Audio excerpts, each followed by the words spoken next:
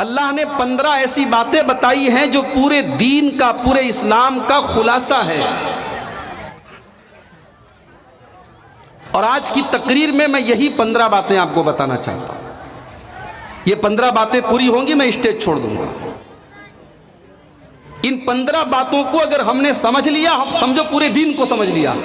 تمہارے در پر، تمہارے دروازے پر اگر کوئی مانگنے والا آیا ہے تو اس کو ڈانٹ کر، پھٹکار کر، ذلیل کر کے تمہیں بھیجنے کا ادھیکار نہیں ہے۔ تمہیں اس کو لوٹانا بھی ہے تو پیار اور محبت کے ساتھ لوٹانا۔ رمضان کے مہینے میں کسی کو راشن کی کٹ دے رہے ہیں تو پہلے فوٹو لیتے، ویڈیو بناتے، اس کے اخبار میں فوٹو آتا ہے، فیس بک پر فوٹو آتا ہے، تب بیچارے کی مدد کرتے ہیں۔ پہلے کے دور میں کہاوت تھی، نیکی کر دریا میں ڈال۔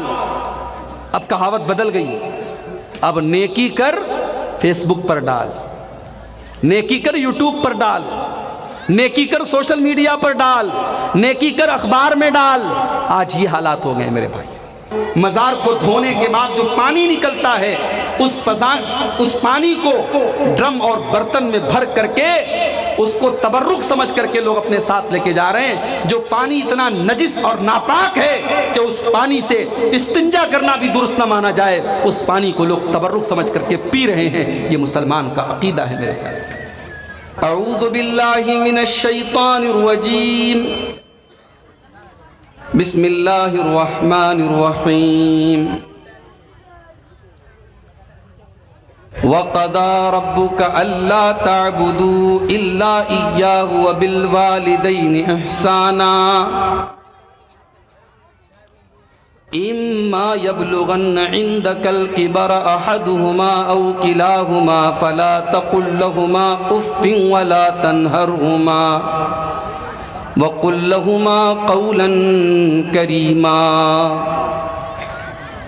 وَاخْفِضْ لَهُمَا جَنَاحَ الذُّلِّ مِنَ الرَّحْمَةِ وَقُل رَّبِّ ارْحَمْهُمَا كَمَا رَبَّيَانِي صَغِيرًا۔ صدر محترم بزرگوں، نوجوان ساتھیوں، ماؤں اور بہنوں، پیارے بچوں، آج کا یہ پروگرام جو مسجد کی تعمیر اور ترقی کے لیے آپ کے علاقے میں رکھا گیا، اور ماشاءاللہ بڑے اچھے انداز میں مولانا حرمت صاحب ابھی چندہ کر رہے تھے، اور آپ حضرات دل کھول کر کے تعاون بھی کر رہے تھے۔ جن لوگوں نے اس مسجد میں دان دیا ہے، چاہے وہ رقم کی شکل میں، ہماری ماؤں بہنوں نے بھی مختلف سامان کی شکل میں تعاون کیا ہے، کچھ لوگوں نے میٹیریل دیا ہے، سیمنٹ اور وغیرہ وغیرہ۔ اللہ تعالیٰ سب کے چندے کو، سب کے دان کو اللہ تعالیٰ قبول کرے، اور مزید جن لوگوں نے ابھی تک حصہ نہیں لیا ہے، اللہ ان کو بھی اس کار خیر میں، اس نیک کام میں حصہ لینے کی توفیق عطا فرمائے۔ میرے بھائیوں، مجھے یہ اندازہ نہیں تھا کہ میری تقریر اتنے لاسٹ میں شروع ہو۔ میں نے یہ سوچا تھا 10 بجے، 10:15 بجے، 10:30 بجے تک تو میرا نمبر آ ہی جائے گا۔ کافی لیٹ 11 بجے کے بعد نمبر آیا ہے میرا، اور موسم کے گڑبڑ ہونے کے باوجود الحمدللہ پنڈال کے نیچے ہمارے مرد حضرات بھی اور ہماری مائیں بہنیں بھی بہت اچھی تعداد میں آئی ہیں۔ اللہ تعالی ہم سب کی اس حاضری کو بھی قبول فرمائے، اور کہنے اور سننے سے زیادہ ہم سب کو عمل کرنے کی توفیق عطا فرمائے۔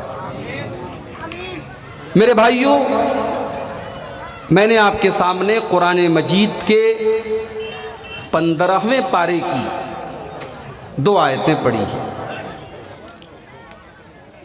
یہ سورہ بنی اسرائیل کی آیت نمبر 23 اور 24 میں نے آپ کے سامنے پڑھی ہے۔ قرآن کا 15واں پارہ سورہ بنی اسرائیل، آیت نمبر 23 سے لے کر کے 39 تک، 23 سے لے کر کے 39 تک، تقریباً 17 آیتیں ہیں۔ 23 سے لے کے 39 تک 17 آیتیں ہیں۔ ان 17 آیتوں میں اللہ تعالیٰ نے 15 بڑی قیمتی نصیحتیں ہمیں اور آپ کو کی ہیں۔ اللہ نے 15 ایسی باتیں بتائی ہیں جو پورے دین کا، پورے اسلام کا خلاصہ ہے. اور آج کی تقریر میں یہی 15 باتیں آپ کو بتانا چاہتا ہوں. یہ 15 باتیں پوری ہوں گی میں اسٹیج چھوڑ دوں گا. ان 15 باتوں کو اگر ہم نے سمجھ لیا، سمجھو پورے دین کو سمجھ لیا، تو آپ سنیں گے انشاءاللہ. یہ اللہ کی نصیحت ہے. اللہ نے 15 نصیحت کی ہے ہمیں اور آپ کو. نصیحت بوجھتے پا رہے ہیں نہ بوجھتے پا رہے ہیں؟ نصیحت مطلب واعظ، کام کی بات، قیمتی بات، انمول بات. اللہ نے 15 انمول باتیں بتائی. تو چلیے شروع کرتے ہیں. قرآن کا 15واں پارہ، سورہ بنی اسرائیل، آیت نمبر 23. وَقَضَىٰ رَبُّكَ أَلَّا تَعْبُدُوا إِلَّا إِيَّاهُ وَبِالْوَالِدَيْنِ إِحْسَانًا. تمہارے پروردگار نے یہ حکم دیا ہے، یہ آدیش دیا ہے، یہ آرڈر دیا ہے کہ تم صرف اور صرف اسی کی عبادت کرو، اسی کی اپاسنا کرو. یہ پہلا حکم ہے. عبادت اگر کرو تو صرف اللہ کی کرو. اب آپ پوچھیں گے عبادت کیا ہے؟ تو عبادت کا مطلب ہر وہ کام جس سے اللہ تعالیٰ راضی اور خوش ہوتا ہے. نماز بھی عبادت ہے، روزہ بھی عبادت ہے، زکوٰۃ بھی عبادت ہے، سر جھکانا بھی عبادت ہے، ہاتھ پھیلانا بھی عبادت ہے، مدد کے لیے پکارنا بھی عبادت ہے، قسم کھانا بھی عبادت ہے، بھروسہ کرنا بھی عبادت ہے. یہ سارے کے سارے کام اللہ کے لیے کرنا ہے.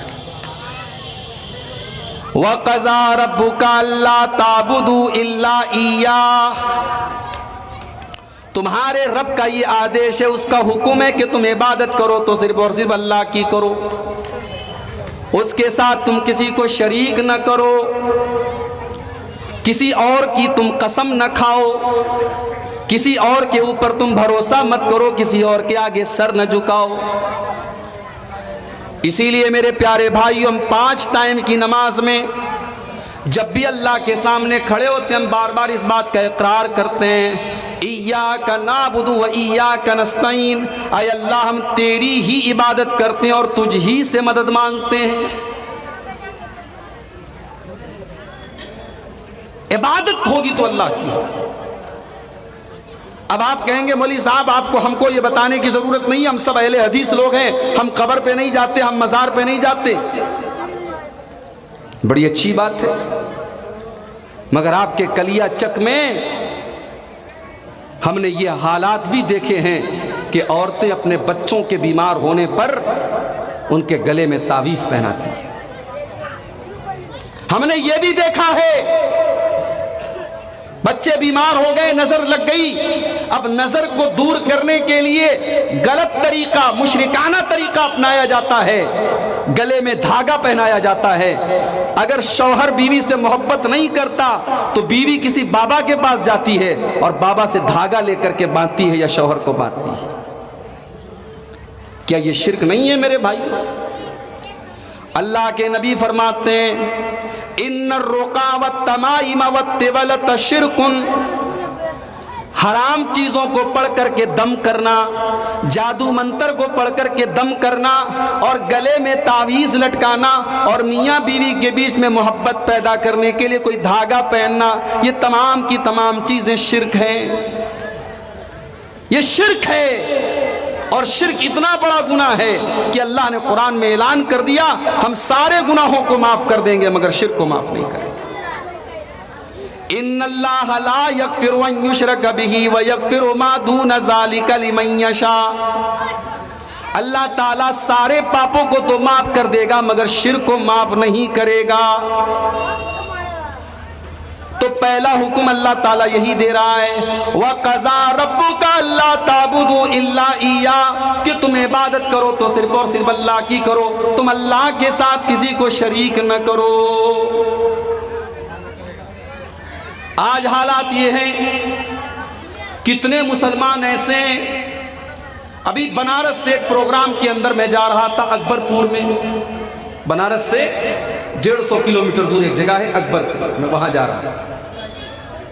اکبر پور میں ایک بہت بڑی مزار ہے، بہت بڑا قبر ہے. کس کا؟ ایک بہت بڑے بابا ہیں، ان کا نام ہے حضرت مخدوم اشرف صاحب کا مزار ہے وہاں.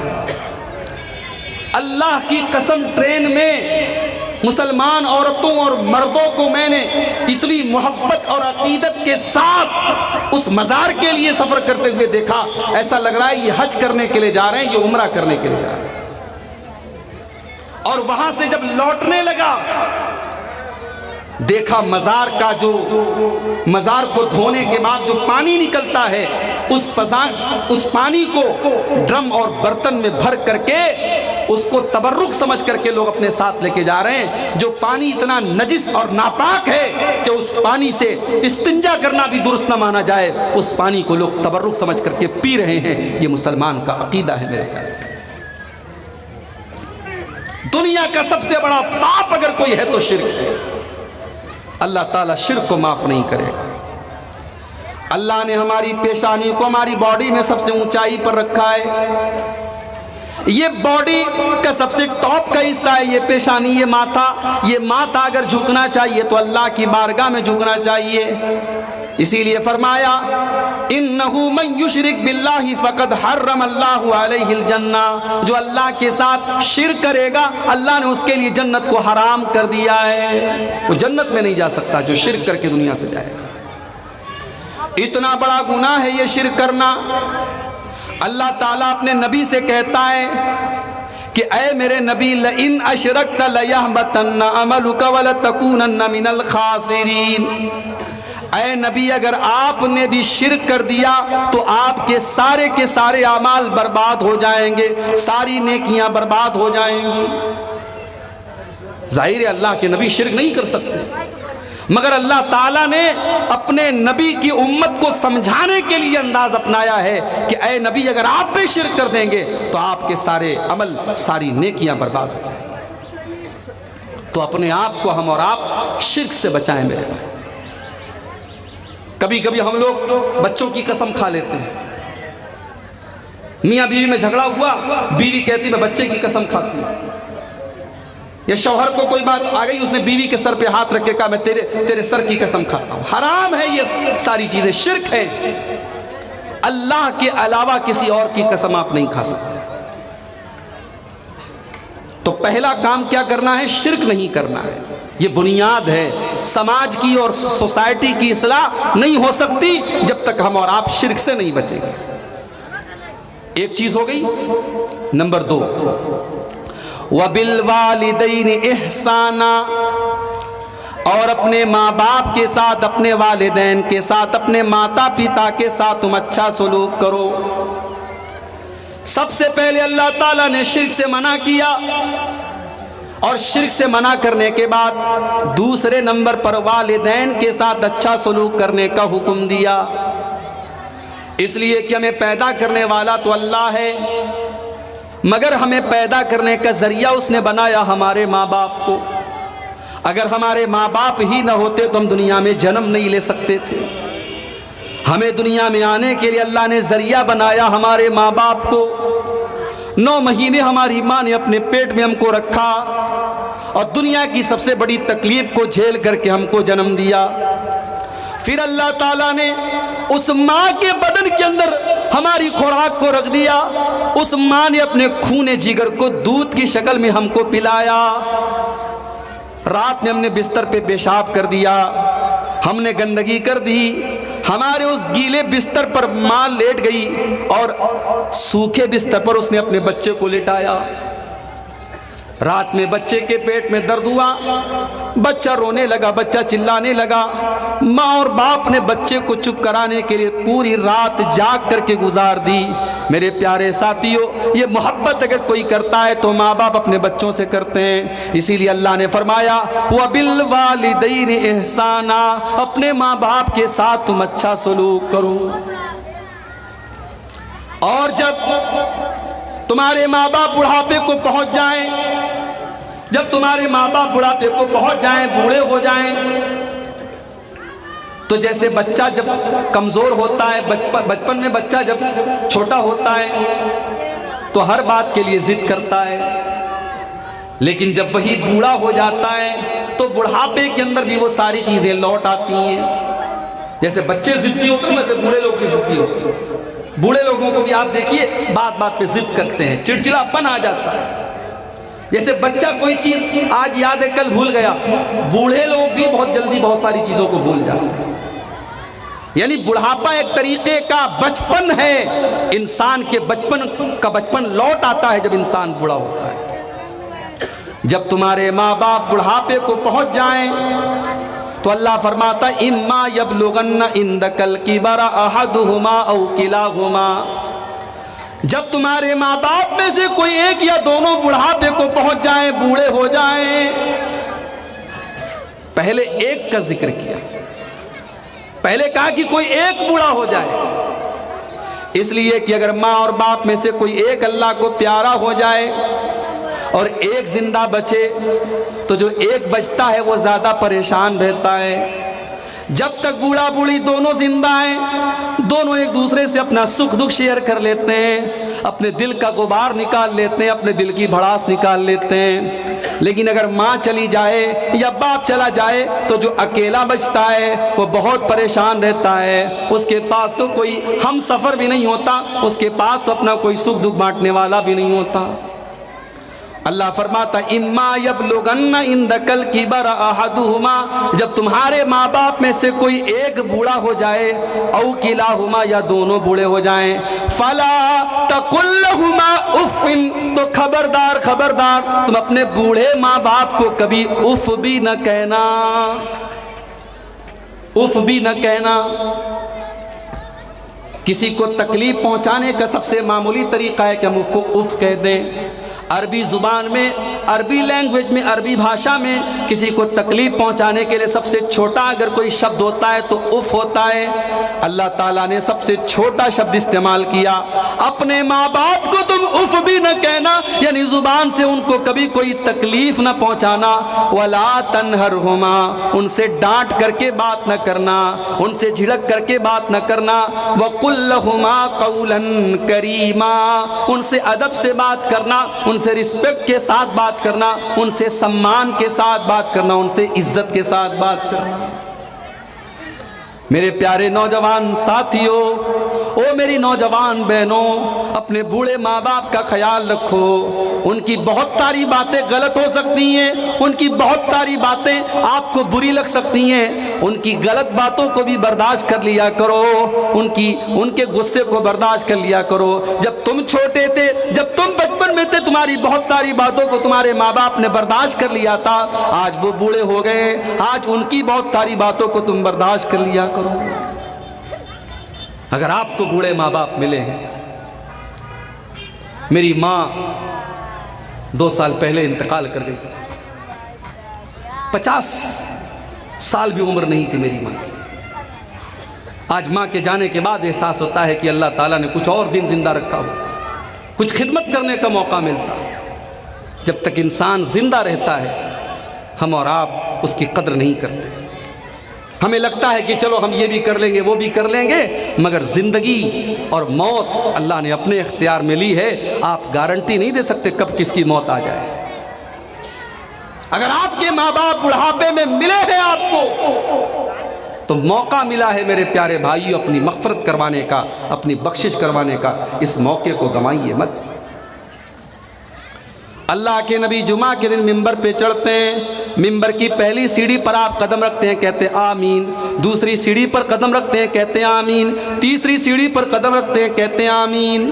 صحابہ نے کہا اللہ کے نبی آپ نے ممبر کی 3 سیڑھیوں پر قدم رکھ کر کے آمین آمین کہا، ہم کو بات سمجھ میں نہیں آئی۔ آپ نے فرمایا یہ میں نے جو آمین کہا ہے یہ حضرت جبریل علیہ السلام کی بددعا کے اوپر آمین کہا ہے. انہوں نے بددعا کی تھی, میں نے آمین کہا ہے. جب میں نے منبر کی پہلی سیڑھی پر قدم رکھا, حضرت جبریل نے فرمایا رغیم انف من ادرک والدیہ, اس انسان کی قسمت پھوٹ جائے, وہ انسان برباد ہو جائے جو اپنے ماں باپ کو بڑھاپے کی حالت میں پائے اور اپنی بخشش نہ کروا سکے, اپنی معافی نہ کروا سکے. جبریل علیہ السلام نے جب یہ بددعا کی, میں نے آمین کہا. پھر میں نے منبر کی دوسری سیڑھی پر قدم رکھا. جبریل نے کہا بربادی ہو اس انسان کے لیے جو رمضان کا مہینہ پائے. رمضان کا مہینہ آ رہا ہے نا, ریڈی ہیں آپ؟ آپ کے گھر میں کوئی بڑا مہمان آتا ہے, آپ چائے ناشتے کا انتظام کرتے ہیں. آج عبدالغفار صاحب آئے ہیں بنارس سے, میرے گھر میں آئے ہیں, بہترین کھانا آپ کھلاتے ہیں. اور اگر کوئی ایسا مہمان ہے جو بڑے فائدے کا سودا آپ کے لیے لے کے آیا ہو تو اس مہمان کی آپ بڑی عزت کرتے ہیں, کیونکہ آپ کو لگتا ہے اس سے ہمارا فائدہ جڑا ہوا ہے. میرے پیارے ساتھیو, رمضان کا مہینہ بھی بہت بڑا مہمان بن کر کے آ رہا ہے. اپنے اندر وہ مغفرت کو لے کر کے آ رہا ہے, رحمت کو لے کر کے آ رہا ہے, جہنم سے آزادی کو لے کر کے آ رہا ہے. میں آپ سے پوچھتا ہوں کہ آپ نے رمضان کے مہینے کے لیے کیا تیاری کی ہے؟ جب رمضان کا مہینہ آتا تھا اللہ کے نبی اپنے صحابہ کو خوشخبری دیا کرتے تھے. صحیح روایت ہے ابن ماجہ کی اور سنن نسائی کی صحیح روایت ہے, جب رمضان کا مہینہ آیا کرتا تھا اللہ کے نبی صحابہ سے کہتے تھے اتاکم رمضان شہر مبارک, اے میرے صحابہ برکت والا مہینہ آ چکا ہے, رمضان کا مہینہ آ چکا ہے. اس مہینے کے روزے اللہ تعالیٰ نے تمہارے اوپر فرض کیے ہیں. تغلق فیہ ابواب الجحیم وتفتح ابواب الجنہ, اس مہینے میں جنت کے دروازے کھول دیے جاتے ہیں اور جہنم کے دروازے بند کر دیے جاتے ہیں. وَتُغَلُّ فِيهِ مَرَدَةُ الشَّيَاطِينِ, اور شیطانوں کو قید کر دیا جاتا ہے. لِلَّهِ فِيهِ لَيْلَةٌ خَيْرٌ مِّنْ أَلْفِ شَهْرٍ, اور اللہ تعالیٰ نے اس مہینے میں ایک رات ایسی رکھی ہے, ایک رات ہے جو 1000 مہینے سے بہتر ہے, جو 84 سال سے بہتر ہے. اے میرے امت کے لوگوں, اس رات کو جو نہیں پا سکا, اس سے جو محروم رہ گیا, اس سے بڑا بد نصیب کوئی نہیں ہے. یہ ہے رمضان کا مہینہ. تو رمضان ہمیں بخشوانے کے لیے آتا ہے. اللہ کے نبی نے جبریل علیہ السلام کی بددعا پر آمین کہا. جب جبریل علیہ السلام نے کہا بربادی ہو اس انسان کے لیے جو رمضان کا مہینہ پائے اور اپنی بخشش نہ کروا سکے. اور جب میں نے منبر کی تیسری سیڑھی پر قدم رکھا, جبریل نے بددعا کی بربادی ہو اس انسان کے لیے جس کے سامنے اللہ کے نبی کا نام لیا گیا اور اس نے اللہ کے نبی پر درود نہیں پڑھا. اس انسان کے اوپر بربادی ہو, اس انسان کے اوپر لعنت ہو. میں نے اس بددعا کے اوپر بھی آمین کہا. غور کیجئے, اگر بوڑھے ماں باپ آپ کو ملے ہیں اور آپ ان کی خدمت کر کے اپنے آپ کو جنت کا حقدار نہیں بنا سکے میرے پیارے ساتھیوں, تو اللہ کے نبی اس بددعا پر آمین کہہ رہے ہیں اور جبریل جو فرشتوں کے سردار ہیں وہ بددعا دے رہے ہیں کہ ایسا انسان برباد ہو جائے. اس لیے اپنے بوڑھے ماں باپ کا خیال رکھو, ان کی خدمت کرو, ان کی قدر کرو. اس کے بعد فرمایا وَاخْفِضْ لَهُمَا جَنَاحَ الذُّلِّ مِنَ الرَّحْمَةِ, اپنے ماں باپ کے لیے تم بازو کو بچھا دو. کیا مطلب؟ کبھی چڑیا کو آپ نے دیکھا ہوگا, چڑیا اپنے بچے کو اپنے پر کے اندر سمیٹ لیتی ہے. اللہ نے فرمایا وَاخْفِضْ لَهُمَا جَنَاحَ الذُّلِّ مِنَ الرَّحْمَةِ, اپنے ماں باپ کے لیے اپنی رحمت کے بازو کو بچھا دو. اس کا مطلب یہ ہوا کہ اپنے ماں باپ کے سامنے کبھی تکبر نہ کرنا, کبھی اہنکار نہ کرنا, کبھی اپنے آپ کو بڑا نہ سمجھنا. تم دنیا کی بڑی سے بڑی پوسٹ پر چلے جاؤ, جتنی بھی ترقی کر لو, جتنے بڑے بھی تم آفیسر بن جاؤ, جب اپنی ماں کے پاس بیٹھا کرو, جب اپنے باپ کے پاس بیٹھا کرو تو اپنے آپ کو چھوٹا سمجھا کرو. تم جتنی بھی ترقی کر لو اپنی ماں سے بڑے نہیں ہو سکتے, اپنے باپ سے بڑے نہیں ہو سکتے. جب ماں کے پاس بیٹھو تو یہ سوچ کر کے بیٹھو اس کے پیروں کے نیچے میری جنت ہے, اور جب باپ کے پاس بیٹھو تو یہ سوچ کر کے بیٹھو یہ جنت کا دروازہ ہے. وَاخْفِضْ لَهُمَا جَنَاحَ الذُّلِّ مِنَ الرَّحْمَةِ، اپنے ماں باپ کے لیے رحمت کے بازو کو بچھا دو. وَقُلْ رَبِّ ارْحَمْهُمَا كَمَا رَبَّيَانِي صَغِيرًا. اور ایک چھوٹی سی دعا اللہ تعالیٰ نے سکھائی کہ یہ دعا تم پڑھا کرو کہ اے میرے پروردگار، اے میرے رب، تو میرے ماں باپ پر رحم فرما جس طرح بچپن میں انہوں نے مجھے پالا ہے. ماں باپ کی پرورش کا آپ حق ادا نہیں کر سکتے. حضرت عمر فاروق رضی اللہ تعالیٰ عنہ خانہ کعبہ کا طواف کر رہے تھے. ایک انسان کو دیکھا اپنی ماں کو کندھے پر بٹھا کر خانہ کعبہ کا طواف کر رہا ہے. بوڑھی ماں ہے، بوڑھی ماں کو کندھے پر بٹھایا ہے اور خانہ کعبہ کا طواف کر رہا ہے. جب اس نے اپنی ماں کو طواف کرا لیا، اس نے کہا امیر المومنین، آج میں نے اپنی ماں کا حق ادا کر دیا، آج میں نے اپنی ماں کو عمرہ کرا دیا، آج میں نے اپنے کندھے پر بٹھا کے اپنی ماں کو طواف کرا دیا. حضرت عمر نے فرمایا تو اپنی ماں کا کیا حق ادا کرے گا؟ تو نے تو ابھی اپنی ماں کے پیٹ سے جب تو پیدا ہوا تھا، تیری پیدائش پر تیری ماں کے منہ سے جو آواز نکلی تھی، جو چیخ نکلی تھی، ابھی تو نے اس چیخ کا بھی حق ادا نہیں کیا، ابھی تو نے اس آواز کا بھی حق ادا نہیں کیا. تو ماں کا حق ادا کرنے کی کیا بات کرتا ہے؟ ہم حق ادا نہیں کر سکتے اپنے ماں باپ کا. اسی لیے ہم اللہ سے دعا کرتے ہیں رب ارحمہما کما ربیانی صغیرا، کہ اے ہمارے پروردگار، ہمارے ماں باپ نے جیسے ہمیں پالا ہے ہم تو نہیں کر سکتے، تو ان کے اوپر رحم فرما، تو ہی کر سکتا ہے. ہماری اوقات نہیں، ہمارے حد کے باہر کی بات ہے، ہماری اوقات کے باہر کی بات ہے. تو یہ دوسری چیز ہوگی. پہلی چیز شرک مت کرنا، دوسری چیز ماں باپ کے ساتھ اچھا سلوک کرنا. اس کے بعد فرمایا ربکم عالم بما فی نفوسکم، میرے بندو اپنے آپ کو بہت پارسا نہ بنو، اپنے آپ کو بہت نیک مت ظاہر کرو. تمہارے دل کے اندر کیا ہے اللہ کو خوب پتہ ہے. ان تکونوا صالحین فانہ کان للاوابین غفورا، اگر تم نیک ہو، اگر تم سچے ہو تو اللہ تعالیٰ تو اپنے نیک بندوں کو معاف کرنے والا ہے. اگر تمہارا دل صحیح ہے تو اللہ کو خوب پتہ ہے. تم اپنی پارسائی کا اعلان نہ کرو، اپنے نیک ہونے کا تم اعلان نہ کرو. اس کے بعد تیسرا حکم، بڑے غور سے سنیے گا، 15 باتیں آپ کے سامنے بیان کرنی ہیں. پہلا حکم شرک مت کرنا، دوسرا حکم ماں باپ کے ساتھ اچھا سلوک کرنا.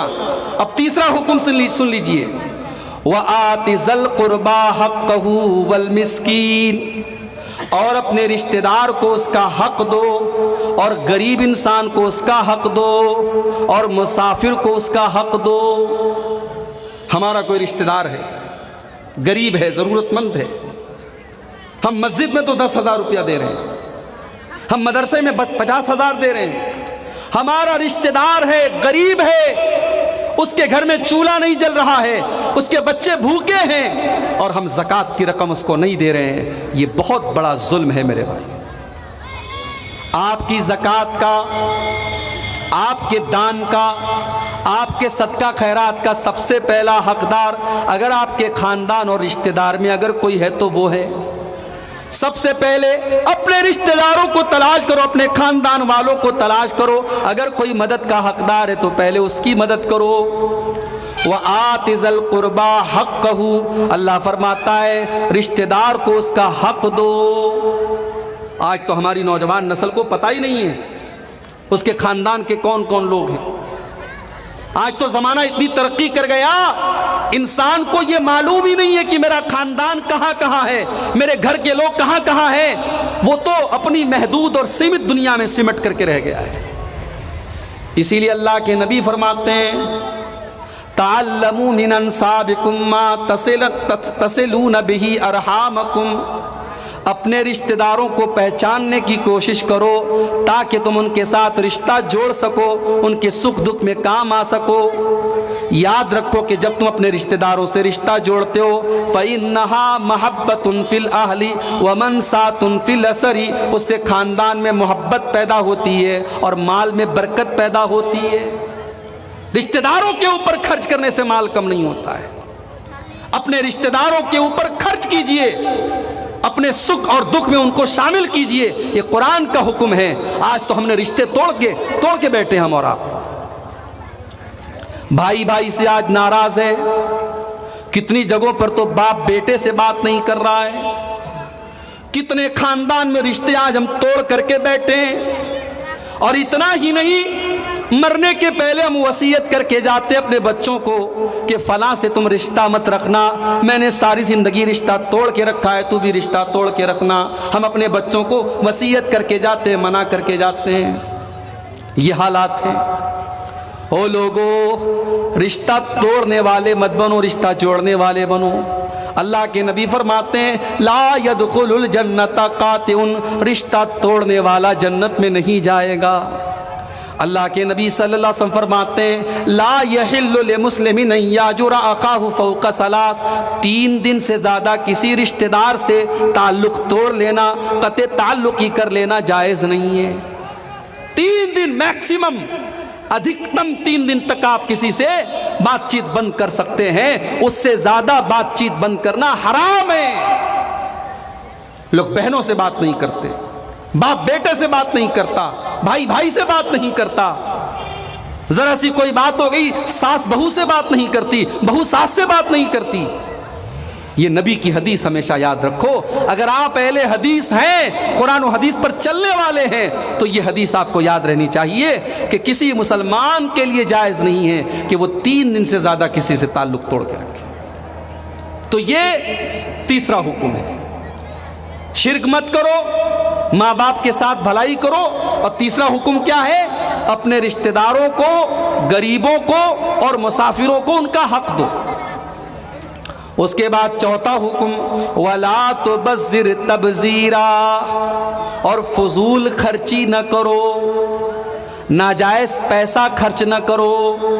ان المبذرین کانوا اخوان الشیاطین، بے شک فضول خرچی کرنے والے شیطان کے بھائی ہیں۔ آج آپ شادی بیاہ کو دیکھ لیں، کلکتہ کے مٹیا برج میں شادی ہوئی، مسلمان نے شادی کی، اپنی بیٹی کو 2 کلو اس نے سونا دیا۔ کیا فضول خرچی نہیں ہے؟ ایک جگہ شادی ہوئی، بارات میں جتنے لوگ جا رہے ہیں، پہلی بات تو یہ بارات ہی صحیح نہیں ہے، نبی کے دور میں کبھی بارات نہیں گئی، اور یہاں بارات جا رہی ہے 100 لوگوں سے، 150 لوگوں سے، 200 لوگوں سے، اور ہر باراتی کے لیے لڑکے والوں نے باقاعدہ بہترین ڈریس کا انتظام کیا تاکہ جتنے باراتی جائیں سب ایک کپڑے میں جائیں۔ بنارس کے قریب مئو ایک جگہ ہے، ابھی مئو کا ایک ویڈیو سامنے آیا، مسلمان کی شادی ہے، حاجی صاحب داڑھی رکھے ہوئے ہیں، گول ٹوپی لگائے ہوئے ہیں، کرتا پائجامہ پہنے ہوئے ہیں، جا رہے ہیں، اور جوان جوان لڑکیاں گلاب کا پھول برسا رہی ہیں، دونوں طرف سے گلاب کا پھول برسا رہی ہیں، اور حاجی صاحب بیچارے مسکرا کے بڑھ رہے ہیں۔ میرے بھائیوں، اگر ہم نے ان رسموں کو نہیں توڑا تو آنے والے حالات کیا ہوں گے آپ نہیں کچھ بتا سکتے۔ ابھی کے حالات یہ ہیں کہ غریب باپ کے لیے اپنی لڑکی کی شادی کرنا دنیا کا سب سے مشکل کام ہو گیا ہے۔ آپ کے بہار اور بنگال کے کتنے گاؤں ہیں جہاں لڑکیوں کی شادی کرنے والا باپ جب تک پورے گاؤں کو دعوت نہ کھلا دے تب تک وہ لڑکی کی شادی نہیں کر سکتا۔ یہ رسم و رواج ہم نے بنائے ہیں، یہ قرآن نے نہیں بنائے، یہ حدیث نے نہیں بنائے، یہ نبی نے نہیں بنائے، یہ ہم نے اور آپ نے بنائے ہیں۔ ان فضول خرچیوں سے اپنے آپ کو آزاد کرو میرے پیارے ساتھی۔ آج امت کی کتنی غریب بیٹیاں ہیں جن کے باپ کے پاس اپنی بیٹی کی شادی کرنے کی طاقت نہیں ہے، کتنے غریب بچے ہیں جو اسکول میں پڑھنا چاہتے ہیں، بہت ٹیلنٹڈ ہیں، بہت ذہین ہیں، پڑھائی میں بہت آگے، مگر باپ کے پاس ان کی فیس بھرنے کا انتظام نہیں ہے۔ کتنے بچے مدرسے میں پڑھتے ہیں، ان کے باپ کے پاس ان کے بھیجنے کے لیے 100-200 روپے مہینے کا انتظام نہیں ہے۔ کتنی مسجدوں کے امام ہیں, 3-4 ہزار روپیہ ان کی تنخواہ ہے, وہ کیسے کیسے اپنی پریوار کا, اپنی فیملی کا گزارا کرتے ہیں. اور آج ہم شادی بیاہ پہ لاکھوں کروڑوں پانی کی طرح بہا دیتے ہیں. آج کتنے غریب بھوکے رہتے ہیں اور امیروں کی شادیوں میں لاکھوں روپے کا کھانا ڈسٹ بین میں پھینک دیا جاتا ہے, کوڑے دان میں پھینک دیا جاتا ہے. او لوگوں, فضول خرچی نہ کرو. اللہ فرماتا ہے ان المبذرین کانوا اخوان الشیاطین, فضول خرچی کرنے والے شیطان کے بھائی ہیں. آپ کے یہاں ایک رسم اور پتہ چلی, شادی میں وکیل بنایا جاتا ہے. یہ وکیل تو بنا سکتے ہیں, ہمارے یہاں بھی وکیل بنایا جاتا ہے, مگر وکیل کون بنے گا؟ یا تو باپ خود وکیل بنے, یا باپ اپنے گھر کے کسی فرد کو بنا دے. مثال کے طور پر لڑکی کا ماموں ہے, لڑکی کا چاچا ہے, لڑکی کا پھوپھا ہے, کوئی قریبی رشتہ دار ہے, اس کو وکیل بنا دے. اور وکیل کا کام بس اتنا ہے کہ نکاح کے موقع پر اس کی سگنیچر ہوگی اور وہ لڑکی والوں کی طرف سے گواہ کے طور پہ اس میں شامل ہوگا. مجھے پتہ لگا آپ کے ہاں وکیل جو ہوتا ہے صاحب, وہ تو اس کی بڑی اہمیت ہوتی ہے. جو وکیل بن گیا, لڑکا سسر کے گھر دعوت بعد میں کھانے جائے گا, وکیل کے گھر پہلے جائے گا. سسر کو سلام بعد میں کرے گا, وکیل کو پہلے کرے گا. معاف کیجئے, یہ رسم ہم نے اور آپ نے بنائی ہے. اسلام کے اندر اس رسم کی کوئی حیثیت نہیں. ہر وہ رسم جو سماج کے لیے بوجھ بن جائے, جس کا قرآن و حدیث سے کوئی ثبوت نہ ہو, اس رسم کو اپنے جوتوں تلے رونت دو اور پھینک دو اور ختم کر دو. یہ جہیز کی رسم, یہ بارات کی رسم, یہ ہلدی کی رسم, یہ منگنی کی رسم, صرف منگنی کی فنکشن پر آج لاکھوں روپے خرچ ہو رہے. ہلدی والے دن ساری لڑکیاں ہلدی کلر کا کپڑا پہن رہی ہیں, ناچ گانا ہو رہا ہے. شادی والے دن ویڈیو ریکارڈنگ ہو رہی ہے صاحب. ویڈیو ریکارڈنگ والا کیمرہ لے کے عورت کے دلہن کے کمرے میں گھس رہا ہے, ہمارے اور آپ کے گھر کی عورتوں کا فوٹو لے رہا ہے, ویڈیو لے رہا ہے. کہاں چلی گئی ہماری غیرت, کہاں چلی گئی ہماری شرم و حیا؟ ارے ہم مسلمان ہیں, ہماری پہچان ہے تو ہماری غیرت سے ہے, ہماری پہچان ہے تو ہماری شرم و حیا سے ہے. جو بے غیرت ہو جائے, جو بے حیا ہو جائے, جو بے شرم ہو جائے, پھر وہ اسلام سے اس کا کوئی تعلق نہیں. اس لیے فضول خرچی کے ان تمام راستوں کو بند کرو میرے بھائیوں, نکاح کو آسان کرو. اور آگے ابھی بات آئے گی, ان 15 باتوں میں ایک بات یہ بھی ہے کہ زنا کے قریب مت جاؤ. اس پر ہم بات کریں گے کہ زنا کے قریب جانے سے اللہ نے منع کیا ہے. کون کون سی چیزیں ہیں جس کی وجہ سے آج سماج میں زنا ہو رہا ہے, ابھی بات آگے آ رہی ہے, ہم بتا رہے ہیں اس کے بارے میں. تو پہلا حکم ہے شرک مت کرو. دوسرا حکم ماں باپ کے ساتھ اچھا سلوک کرو. تیسرا حکم رشتہ داروں کے ساتھ, غریبوں کے ساتھ اور مسافروں کے ساتھ ان کو ان کا حق دو. اور چوتھا حکم فضول خرچی نہ کرو, بے شک فضول خرچی کرنے والے شیطان کے بھائی ہیں. وَكَانَ الشَّيْطَانُ لِرَبِّهِ كَفُورًا, اور شیطان اپنے رب کا بہت بڑا ناشکرا ہے. تم ناشکرے مت بنو. تم کو اللہ نے دولت سے نوازا ہے, پیسے سے نوازا ہے, صحیح جگہ اپنا مال خرچ کرو, اس لیے کہ قیامت کے دن مال کا بھی حساب دینا پڑے گا. 5 سوالوں کا جواب عبدالغفار صاحب کو بھی دینا پڑے گا, سبھاپتی صاحب کو بھی دینا پڑے گا, آپ کو بھی دینا پڑے گا, مجھ کو بھی دینا پڑے گا. 5 سوال کا جواب دیے بغیر ہم ہل نہیں سکتے قیامت کے دن. ان 5 سوالوں میں ایک سوال یہ بھی ہوگا, وَعَن مَالِهِ مِنْ أَيْنَ اكْتَسَبَهُ وَفِيمَا أَنفَقَهُ, میرے بندے ہم نے تجھ کو مال دیا تھا, تو نے مال کہاں سے کمایا اور کہاں پر تو نے خرچ کیا. مال کا حساب دینا پڑے گا. اس کے بعد اگلا حکم, وَإِمَّا تُعْرِضَنَّ عَنْهُمُ ابْتِغَاءَ رَحْمَةٍ مِّن رَّبِّكَ تَرْجُوهَا فَقُل لَّهُمْ قَوْلًا مَّيْسُورًا, اگر تمہارے دروازے پر کوئی مانگنے والا آیا, کوئی فقیر آیا, کوئی سائل آیا اور تمہیں اس کو دینے کے لائق پیسہ نہیں ہے, طاقت نہیں ہے, تو تم نرمی کے ساتھ, پریم کے ساتھ, محبت کے ساتھ میٹھی بولی بول کر کے اس کو ودا کر دو. تمہارے در پر, تمہارے دروازے پر اگر کوئی مانگنے والا آیا ہے تو اس کو ڈانٹ کر, پھٹکار کر, ذلیل کر کے تمہیں بھیجنے کا ادھیکار نہیں ہے. تمہیں اس کو لوٹانا بھی ہے تو پیار اور محبت کے ساتھ لوٹانا. آج تو ہم لوگ دان بھی کرتے ہیں تو احسان جتا کے کرتے ہیں. غریب کو کمبل بانٹ رہے ہیں تو فوٹو کھینچ رہے ہیں اس کا. رمضان کے مہینے میں کسی کو راشن کی کٹ دے رہے ہیں تو پہلے فوٹو لیتے، ویڈیو بناتے، اس کے اخبار میں فوٹو آتا ہے، فیس بک پر فوٹو آتا ہے، تب بیچارے کی مدد کرتے ہیں۔ پہلے کے دور میں کہاوت تھی نیکی کر دریا میں ڈال، اب کہاوت بدل گئی، اب نیکی کر فیس بک پر ڈال، نیکی کر یوٹیوب پر ڈال، نیکی کر سوشل میڈیا پر ڈال، نیکی کر اخبار میں ڈال۔ آج یہ حالات ہو گئے میرے بھائی۔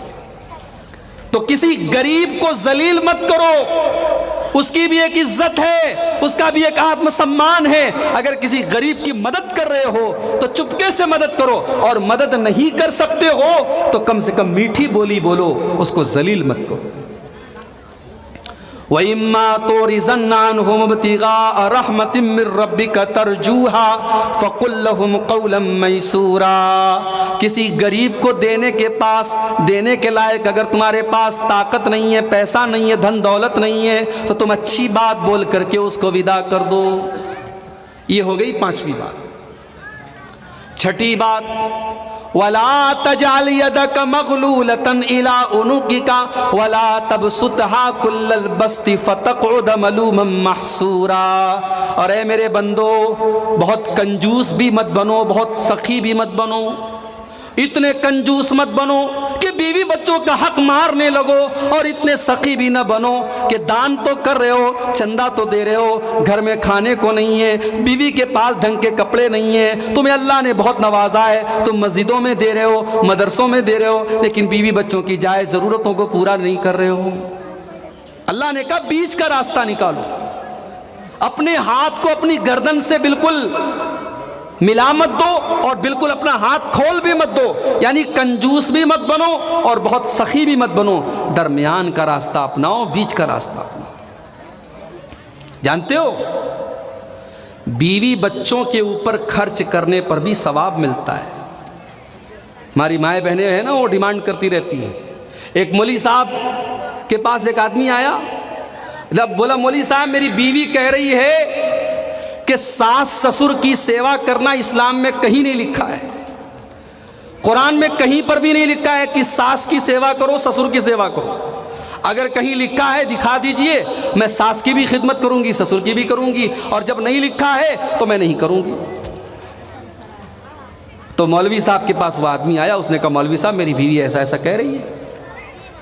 مولوی صاحب نے کہا بیوی تو بالکل صحیح کہہ رہی ہے آپ کی، کہیں نہیں لکھا ہے قرآن میں، کہیں حدیث میں نہیں لکھا ہے کہ ساس کی خدمت کرنا اور سسر کی خدمت کرنا یہ بہو کا حق ہے، لیکن اپنی بیوی کو جا کر یہ بھی بتا دو کہ قرآن اور حدیث میں یہ بھی نہیں لکھا ہے کہ بیوی کو سونے کی چوڑی پہنائی جائے، بیوی کو 2000 کی بنارسی ساڑی پہنائی جائے، بیوی کو ہر مہینے اچھا نیا کپڑا دلایا جائے، نئی چپل دلائی جائے۔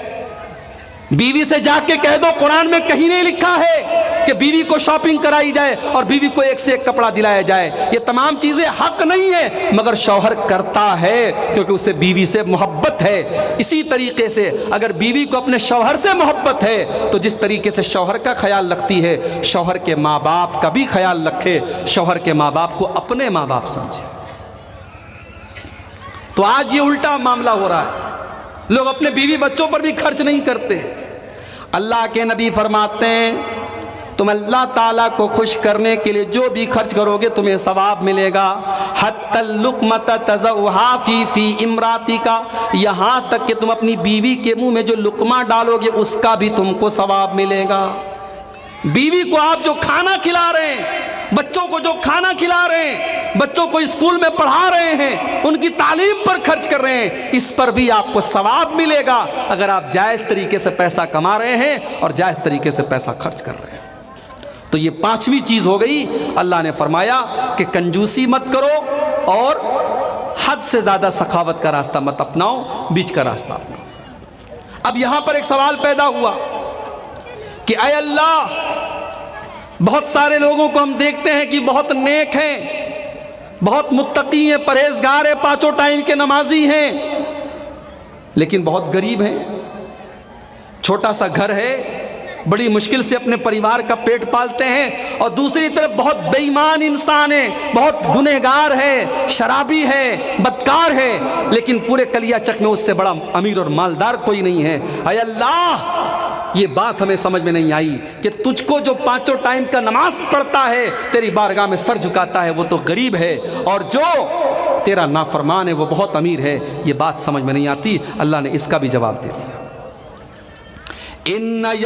ان ربک یبسط الرزق لمن یشاء من عبادہ ویقدر، تمہارا رب جس کے لیے چاہتا ہے روزی کو کھول دیتا ہے، اور جس کے لیے چاہتا ہے روزی کو تنگ کر دیتا ہے، جس کو چاہتا ہے کروڑ پتی بنا دیتا ہے، جس کو چاہتا ہے غریب بنا دیتا ہے۔ انہو کان بعبادہ خبیرا بصیرا، اللہ کو خوب پتہ ہے کس کو دولت دینی چاہیے، کس کو نہیں دینی چاہیے۔ دولت دینے کا مطلب یہ نہیں ہے کہ اللہ اس سے خوش ہو گیا اور کسی کو دولت نہیں دی، اس کا یہ مطلب نہیں کہ اللہ اس سے ناراض ہے۔ دولت کی تقسیم تو اللہ اپنی حکمت کے ساتھ کرتا ہے، کسی کو امیر بنایا، کسی کو غریب بنایا، کسی کو محل میں رکھا، کسی کو جھوپڑی میں رکھا۔ اس کا یہ مطلب نہیں کہ امیر سے اللہ خوش ہو گیا اور غریب سے ناراض ہو گیا۔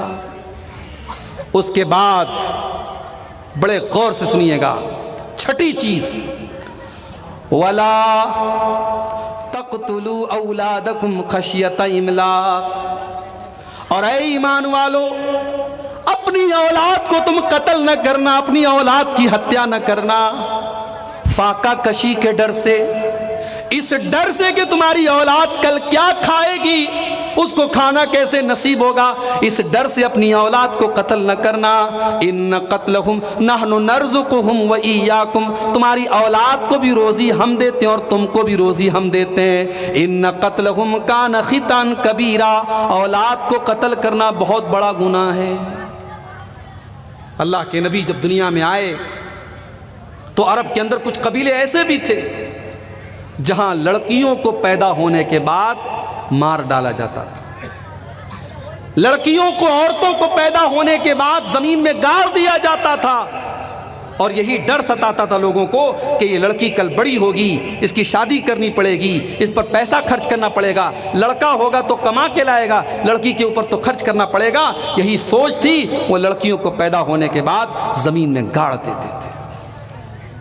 1400 سال گزر گئے، انسان آج بہت ترقی کر گیا، چاند پر پہنچ گیا، راکٹوں کی سیر کرنے لگا، زمانہ بہت ترقی کر گیا، مگر لڑکیوں کے متعلق جو سوچ تھی وہ آج بھی نہیں بدلی۔ 1400 سال پہلے بھی لڑکیوں کو قتل کر دیا جاتا تھا، اور آج بھی لڑکیوں کو قتل کر دیا جاتا ہے۔ میرے پیارے بھائیوں، 1400 سال پہلے پیدا ہونے کے بعد مارا جاتا تھا، اور آج پیدا ہونے بھی نہیں دیا جاتا۔ ماں کے پیٹ میں بچہ ہوتا ہے اور الٹرا ساؤنڈ کرا کر کے یہ چیک کر لیا جاتا ہے، اگر ماں کے پیٹ میں لڑکی ہے تو ماں کے پیٹ میں اس کو ختم کر دیا جاتا ہے، اس کا ایبارشن کر دیا جاتا ہے، اس کو نشٹ کر دیا جاتا ہے، اس کو ایبارشن کے ذریعے اس کے بدن کے ٹکڑے ٹکڑے کر دیے جاتے ہیں۔ آپ جا کر کے یوٹیوب کے اوپر ویڈیو دیکھ لیجئے میرے بھائیوں، جب ایبارشن ہوتا ہے اس معصوم بچے کو کیسے ماں کے پیٹ میں اس کی بوٹی بوٹی کاٹی جاتی ہے، کیسے اس کے ٹکڑے ٹکڑے کیے جاتے ہیں۔ ارے اس معصوم کا کیا قصور ہے، اس کو دنیا میں آنے کے پہلے ہی تم نے مار دیا۔ اولاد کا قتل آج بھی ہو رہا ہے، آج بھی اسپتالوں کے باہر ڈسٹ بین میں اور کوڑے دان میں آپ کو معصوم بچیوں کی لاش مل جائے گی، پیدا ہونے کے بعد ان کو ڈسٹ بین میں ڈال دیا گیا اور پھینک دیا گیا۔ آج کی اس ماڈرن دنیا میں، اس پڑھی لکھی دنیا میں، اس سویلڈ دنیا میں، اس تہذیب یافتہ دنیا میں یہ ہو رہا ہے۔ وَلَا تَقْتُلُوا أَوْلَادَكُمْ خَشْيَةَ إِمْلَاقٍ، پیٹ کے ڈر سے اپنی اولاد کو قتل نہ کرو۔ تم کو بھی روزی ہم دیتے ہیں، تمہاری اولاد کو بھی روزی ہم دیتے ہیں، تم یہ مت سمجھو کہ اپنے بچوں کو تم کھلاتے ہو، نہیں نہیں۔ 2013 میں میری شادی ہوئی اور 2014 میں میری پہلی بیٹی سندس ہوئی۔ میں اپنا واقعہ آپ کو بتا رہا ہوں، سچا واقعہ۔ 2013 میں جب میری شادی ہوئی، میں نے محسوس کیا کہ میری جو آمدنی ہے، میری جو روزی روٹی ہے، شادی کے بعد اللہ تعالیٰ نے اس میں اور برکت دی۔ جب میری شادی ہوئی، میری بیوی کی تقدیر بھی میرے ساتھ جڑ گئی، اللہ نے میری بیوی کے حصے کی روزی بھی مجھ کو دی۔ اور 2014 میں جب میری پہلی بچی ہوتی ہے، میں نے محسوس کیا کہ میری روزی میں اور برکت ہوئی، اس لیے کہ اب ایک بیٹی کی تقدیر بھی میرے ساتھ جڑ گئی۔ اور 2018 میں جب دوسری بچی مجھے ہوتی ہے، میں نے اپنی روزی روٹی میں اور برکت محسوس کی، اس لیے کہ اب میرے ساتھ میری بیوی کے ساتھ ساتھ دو بچوں کی تقدیر بھی میرے ساتھ جڑ گئی ہے۔ میرے پیارے ساتھیوں، آپ کبھی یہ نہ سمجھیے کہ آپ کے بچے کو آپ کھلا رہے ہیں، نہیں، آپ کا بچہ جب آتا ہے اپنے حصے کی وہ روزی لے کر کے آتا ہے، اس کے حصے کی روزی بھی اللہ تعالیٰ آپ کو عطا کریں گے۔ شرط یہ ہے کہ آپ حلال طریقے سے محنت کرتے رہیے۔ اللہ نے فرمایا نَحْنُ نَرْزُقُهُمْ وَإِيَّاكُمْ، تمہاری اولاد کو بھی ہم روزی دیتے ہیں اور تم کو بھی ہم روزی دیتے ہیں، اس لیے اپنی اولاد کو قتل نہ کرنا۔ کلکتہ چلے جاؤ، کتنے غیر مسلم آپ کو ملیں گے، وہ رکشہ چلا رہے ہیں، وہ آٹو چلا رہے ہیں، وہ ٹوٹو چلا رہے ہیں، بہت غریب انسان ہیں مگر اپنی بیٹی کو تعلیم دلا رہے ہیں، اپنے بیٹوں کو پڑھا رہے ہیں۔ اور آپ کلیا چک میں چلے جاؤ، مالدہ میں چلے جاؤ، لڑکا جوان ہوا، لڑکا بڑا ہوا اور ابھی تو 12 سال کا 13 سال کا ہوا، اس کی اسکول کی تعلیم چھڑا دی گئی، اس کی پڑھائی کو روک دیا گیا اور بچے کو کام پہ لگا دیا گیا۔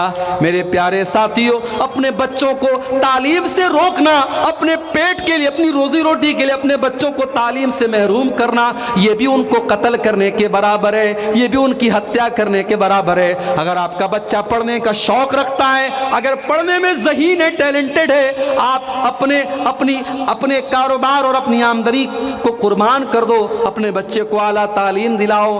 بھارت میں آج انہی لوگوں کا بھوشیہ اچھا ہے، انہی لوگوں کا مستقبل اچھا ہے جو تعلیم کے میدان میں، جو ایجوکیشن کے میدان میں آگے رہیں گے۔ اگر آپ نے اپنے بچوں کو تعلیم نہیں دلائی، اپنی بچیوں کو تعلیم نہیں دلائی، تو آگے آنے والے حالات بہت خراب ہو جائیں گے۔ اپنی اولاد کو قتل مت کرو، اپنی اولاد کی تعلیم اور تربیت سے محروم کرنا بھی ان کو قتل کرنے کے برابر ہے۔ تو یہ ہو گئی چھٹی چیز کہ اپنی اولاد کو قتل مت کرو، اولاد کا قتل کرنا بہت بڑا گناہ ہے۔ 7ویں چیز وَلَا تَقْرَبُوا الزِّنَا إِنَّهُ كَانَ فَاحِشَةً وَسَاءَ سَبِيلًا، اور اے میرے بندو، تم زنا کے قریب نہ جانا، یہ زنا بہت گندا کام اور بہت برا راستہ ہے۔ میری پیاری ماں بہنوں، بڑے ادب کے ساتھ، بڑے پریم کے ساتھ، بڑی محبت کے ساتھ آپ سے کہنا چاہوں گا کہ آج آپ کے بنگال میں جو پردے کا حال ہے وہ بہت برا ہے، اور حالات یہ ہے کہ آپ کے گاؤں میں اور آپ کے محلے میں اگر کوئی لڑکی نقاب میں نکلتی ہے تو آج اس کو عجیب نظر سے دیکھا جاتا ہے کہ یہ نقاب والی لڑکی کہاں سے آ گئی۔ آج حالات یہ ہیں، بے پردگی کا عالم یہ ہے بنگال کے اندر کہ پردہ کرنے والی آج اس کو عجیب نظروں سے دیکھا جا رہا ہے کہ یہ پردہ کرنے والی لڑکی کہاں سے آ گئی۔ او میری پیاری ماں بہنوں، یہ پردہ کوئی بنگال اور بہار سے تو اس کا کوئی تعلق نہیں ہے، یہ پردہ کسی برادری کے لیے تو نہیں آیا، یہ پردہ کسی اسٹیٹ اور کسی راج اور کسی علاقے کے لیے تو نہیں آیا، یہ پردہ تو اللہ نے ایمان والی عورتوں کو اس کا آرڈر دیا ہے۔ قرآن کا 21واں پارہ اٹھاؤ، اللہ فرماتا ہے یا ایھا النبی قل لازواجک وبناتک ونساء المؤمنین یدنین علیہن من جلابیبہن، اے نبی اپنی بیویوں سے کہہ دیجئے، اپنی بیٹیوں سے کہہ دیجئے اور تمام مومنہ عورتوں سے کہہ دیجئے جب وہ اپنے گھر سے نکلا کریں تو اپنے اوپر چادر ڈال لیں، اپنے اوپر نقاب ڈال لیں، اپنے اوپر کوئی ایسا کپڑا ڈال لیں جو ان کے پورے شریر کو ڈھانپ لے۔ یہ پردہ ان کی پہچان بن جائے گا، یہ پردہ دنیا کو بتائے گا یہ عزت دار گھر کی لڑکیاں ہیں، یہ اچھے گھر کی لڑکیاں ہیں، یہ نیک گھر کی لڑکیاں ہیں۔ فلا یوزین، اور کوئی ان کو چھیڑنے کی جرت نہیں کرے گا۔ پردہ کیوں دیا گیا اس کا حکم؟ اسی لیے دیا گیا تاکہ سماج میں زناکاری کو روکا جائے۔ میرے پیارے ساتھیوں، جب تک آپ کے گھر کی عورتیں پردہ نہیں کریں گی تب تک زناکاری نہیں رک سکتی۔ اسی زناکاری کو روکنے کے لیے اسلام نے یہ تعلیم دی کہ مرد اور عورت اگر غیر محرم ہیں تو وہ اکیلے میں ایک دوسرے سے نہ ملیں، اگر دیور اپنی بھابھی کے لیے غیر محرم ہے تو دیور اپنی بھابھی سے تنہائی میں نہ ملے. بھابھی کو چاہیے کہ دیور سے پردہ کرے اور دیور کو بھی چاہیے کہ بھابھی کا آمنا سامنا کرنے سے بچے. اس لیے کہ اللہ کے نبی فرماتے ہیں الحم و الموت. یہ جو شوہر کے قریبی رشتہ دار ہیں یہ تو عورت کے لیے موت کا درجہ رکھتے ہیں. جیجا اپنی سالی کے لیے اور دیور اپنی بھابھی کے لیے موت کا درجہ رکھتا ہے، اس لیے کہ یہ وہ رشتے ہوتے ہیں جس میں عام طور سے بڑی لاپرواہی ہوتی ہے. سالی اپنے جیجا کے ساتھ بائک پہ بیٹھ کے سیر کر رہی ہے، بھابھی دیور کے ساتھ بائک پر اور کار میں بیٹھ کے جا رہی ہے. ان رشتوں میں زیادہ لاپرواہی ہوتی ہے، اور جب لاپرواہی ہوتی ہے تو پھر گناہ کا کام ہوتا ہے، بدکاری ہوتی ہے، اور جب بدکاری ہوتی ہے تو ظاہر ہے دنیا میں سزا ملے نہ ملے آخرت میں وہ موت کی سزا ہے. میرے پیارے ساتھیوں، اس زنا کو روکنے کے لیے اسلام نے یہ تعلیم دی. یہاں تک اللہ کے نبی نے فرمایا لا تسافرن امرأۃ الا ومعها ذو محرم. عورت سفر نہ کرے مگر کوئی محرم رشتہ دار ساتھ میں ہو. بغیر محرم کے عورت سفر نہ کرے. یہاں تک فرمایا کہ حج اور عمرہ کا سفر بھی بغیر محرم کی عورت نہ کرے. یہ ساری تعلیمات کیوں بتائی گئیں؟ تاکہ زنا کا سماج سے وجود ختم ہو جائے. مگر آج زنا ہو رہا ہے اور اس قدر ہو رہا ہے، شادی کرنے کے لیے 1,00,000 2,00,000 کی ضرورت ہے اور زنا کرنے کے لیے 1,500 روپے کافی. کوئی بستی ایسی نہیں، کوئی شہر ایسا نہیں، کوئی گاؤں ایسا نہیں جہاں آج مسلمان لڑکی اور لڑکیاں اس غلط کام میں ملوث نہ ہو. میرے پیارے ساتھی، میرے پیارے بھائیو، اگر زنا کو روکنا ہے آپ نکاح کو آسان کیجئے، لڑکے لڑکیوں کی صحیح ٹائم پر شادی کر دیجئے اور رسم و رواج سے اپنے آپ کو دور کیجئے. دیندار گھر کا رشتہ مل جائے تو جلدی سے نکاح کر دیجئے. اللہ کے نبی فرماتے ہیں اذا خطب الیکم ممن ترضون دینہ وخلقہ فزوجوہ. جب تمہاری لڑکی کے لیے کوئی اچھا رشتہ مل جائے تو جلدی سے اپنی لڑکی کی شادی اس سے کر دو. اگر ایسا نہیں کرو گے، اگر تم ایسا نہیں کرو گے تکن فتنۃ فی الارض وفساد عریض، تو زمین کے اندر بہت سارا فتنہ پھیل جائے گا اور فساد پھیل جائے گا. اور فساد اس قدر پھیل چکا ہے کہ آج روزانہ اس طریقے کی خبریں آ رہی ہیں کہ مسلمان لڑکیاں آج غیر مسلموں کے ساتھ بھاگ رہی ہیں، فرار ہو رہی ہیں.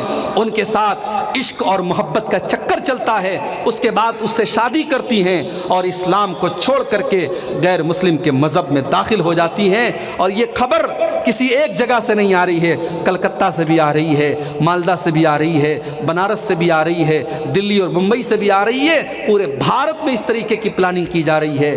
میرے پیارے ساتھیوں، بچا لو اپنی قوم کی بیٹیوں کو، بچا لو اپنی بچیوں کو.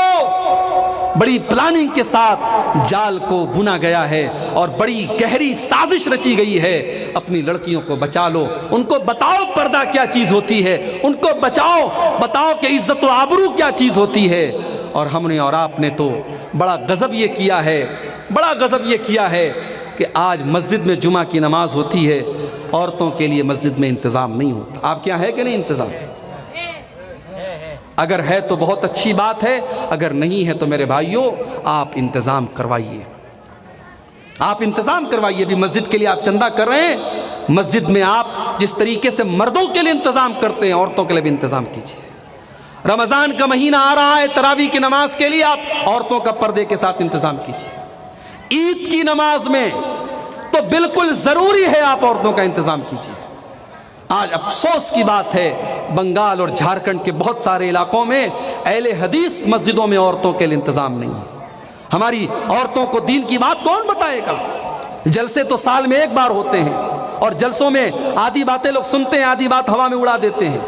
جمعہ کا آدھا گھنٹے کا خطبہ ہوتا ہے، امام صاحب بڑی تیاری اور محنت کر کے دین کی باتیں بتاتے ہیں. وہ باتیں ہم اور آپ جس طریقے سے سنتے ہیں، ہمارے گھر کی یہ بہو بیٹیاں، ہماری مائیں بہنیں، ان کا بھی سننا بہت ضروری ہے میرے بھائیوں.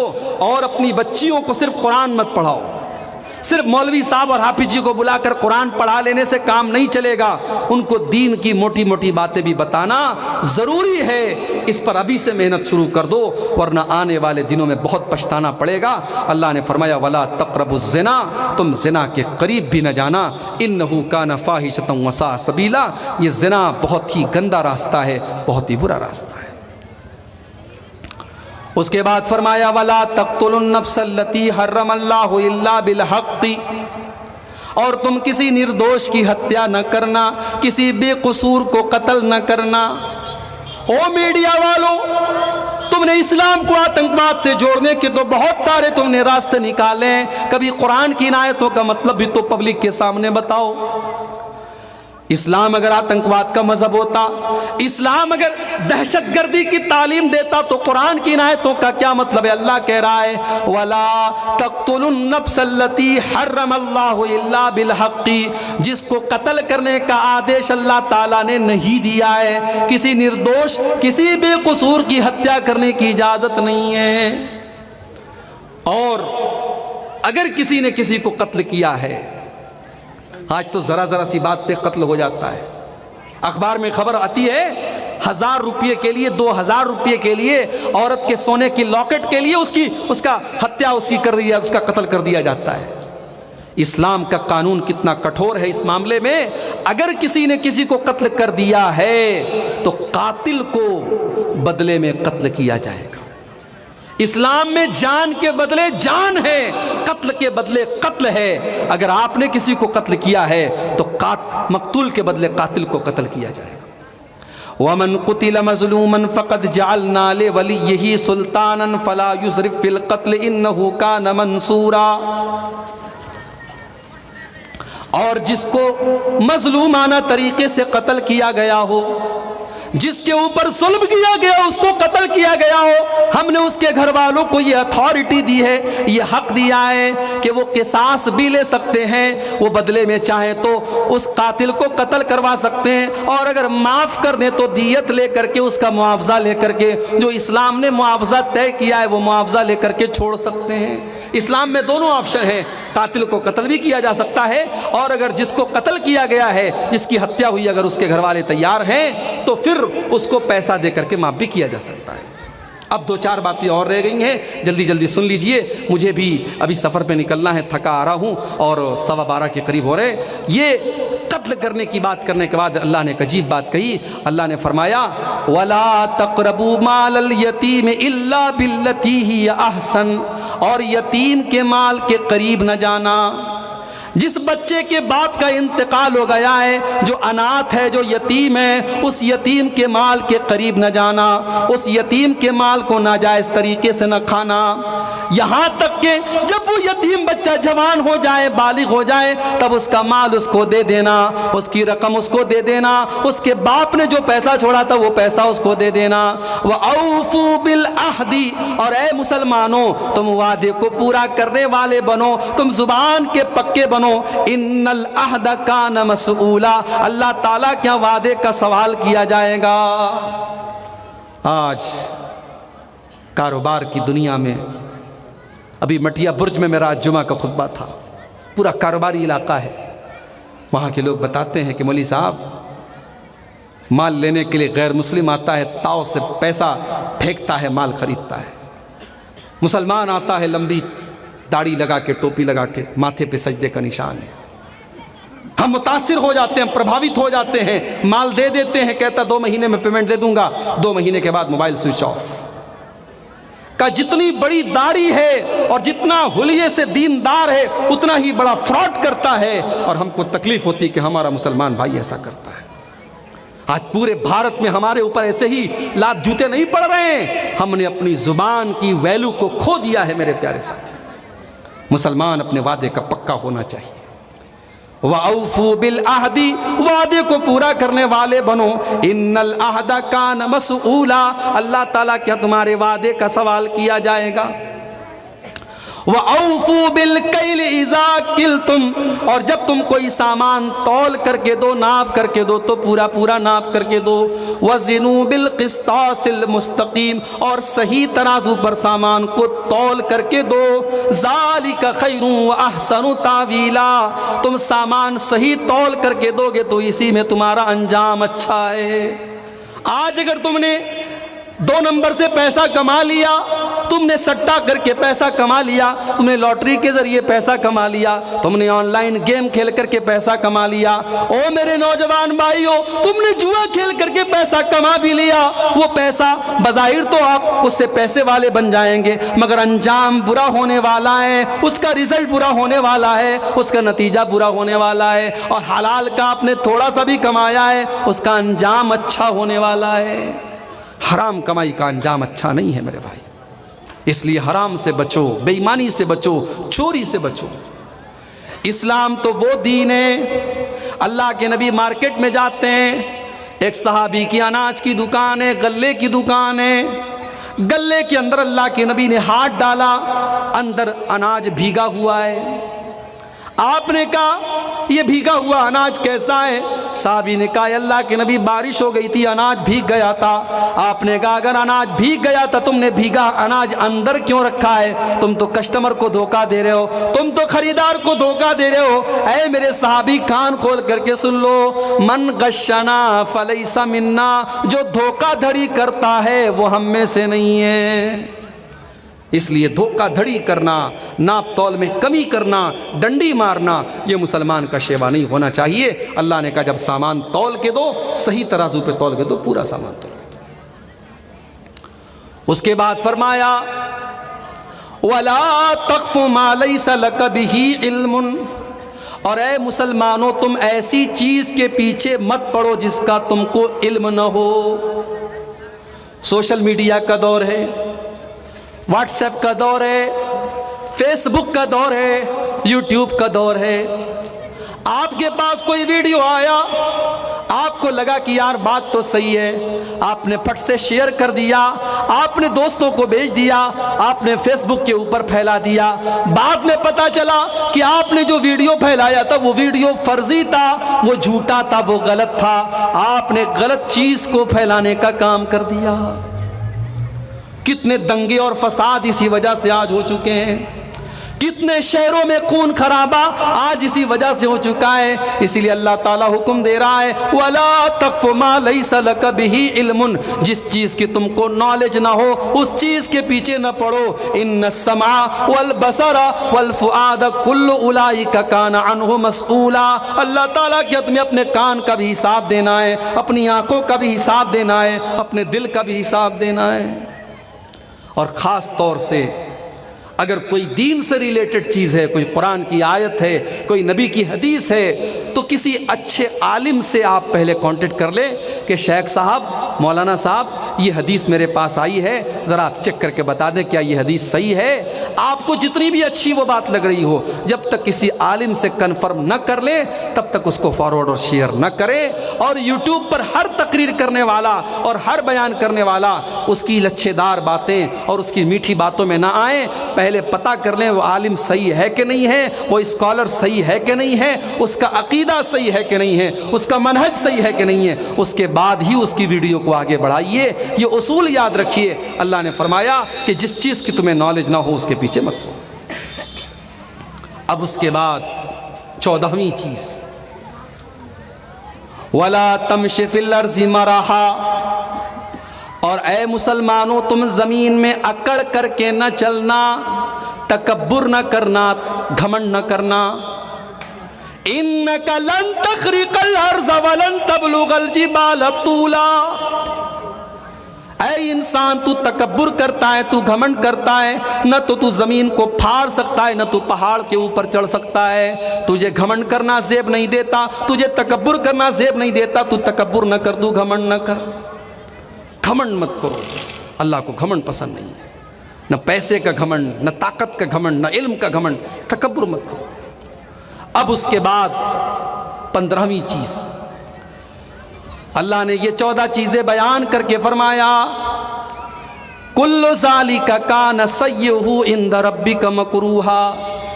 ऐ मेरे बंदो, ये जितनी बातें बयान की गई, ये सारी की सारी बातों में जो बुरी बातें हैं वो तुम्हारे रब को बहुत नापसंद हैं। ज़ालिका मिम्मा औहा इलैका रब्बुका मिनल हिकमा, ये अल्लाह ताला हिकमत की बातें अपने नबी को बता रहा है। फला तजअल मअल्लाहि इलाहन आखर फतुल्का फी जहन्नम मलूमम मदहूरा।